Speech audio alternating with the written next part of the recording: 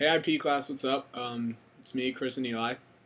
So for our video essay, we really want to learn about how people think of slavery today, people that we know. Because, this semester we've talked a lot about slavery, we've talked a lot about how it's impacted, the United States, both in the past and present, and how it's also impacted Africa, both in the past and present.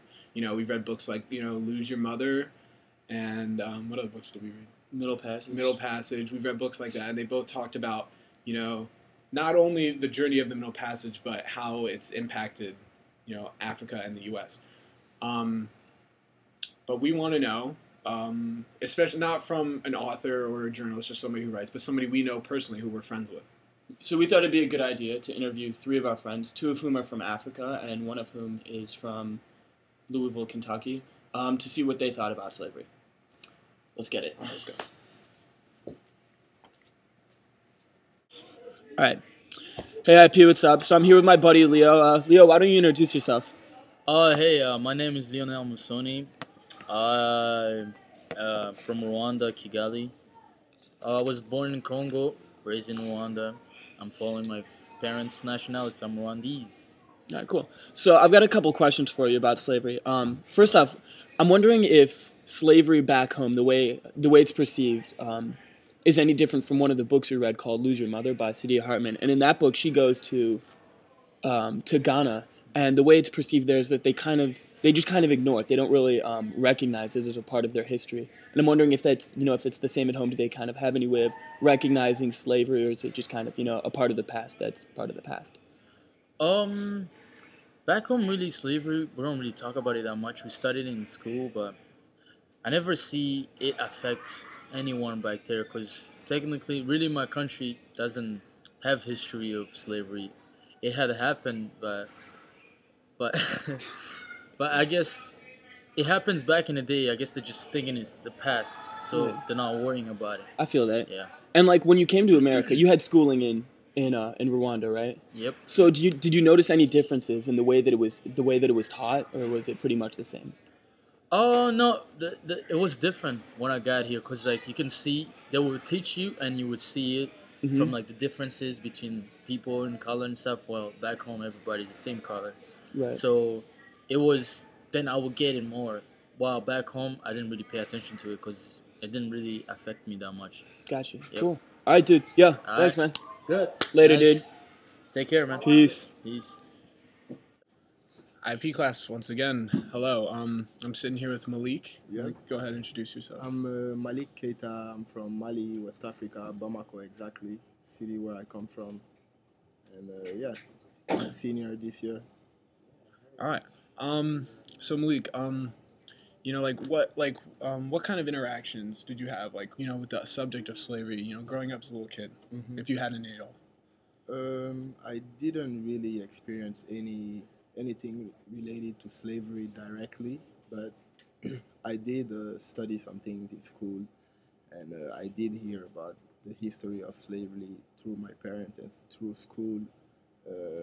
In Senegal, in fact, a neighbor country to Mali, there is one of the main ports where people were being deported from in Senegal, yeah.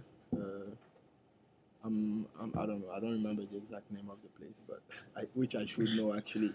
But so I kind of didn't really get exposed directly to it or be directly impacted by it. But I also feel like people don't talk much about it. Like it's a part of the past and something that like people tend to forget about. Yeah. All right, so when you came to the U.S., wasn't any different? Were you really exposed to it, or what?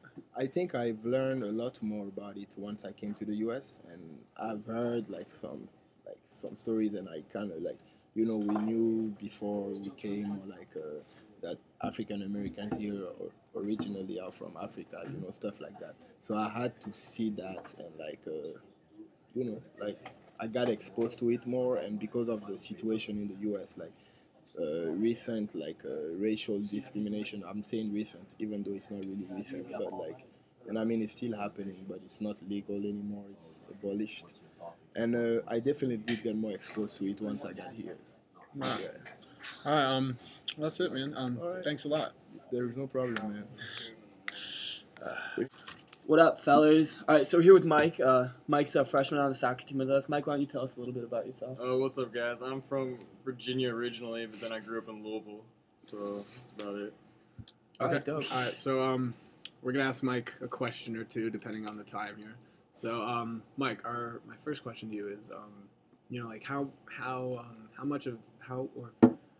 how influential was slavery growing up as a young kid in the U.S.? It was a pretty big deal in school. We learned about it in history all the time. It was kind of like the main issue in history. Middle school was a pretty big issue, and in high school we learned like in depth about everything about it. So yeah, it's pretty influential. All right, for sure. All right, that's fine. Cool, dude. Thanks. All right, that's it. This is the end of our video essay. Just to kind of recap, I guess. We start off me and Eli, we start off wondering, how slavery, influenced Leo and Malik's lives, growing up as young kids in their countries, and we learned that it really had, no importance, and they didn't really learn about it that much in school. And then when they came here, due to our past within how connected it is with the start of this country, they were, kind of exposed to it a lot, and they obviously didn't expect that. So maybe a support for Hartman's book about how it's really just kind of like they just kind of ignore it back in Africa, maybe not just in Ghana, but in other countries as well. Over, right.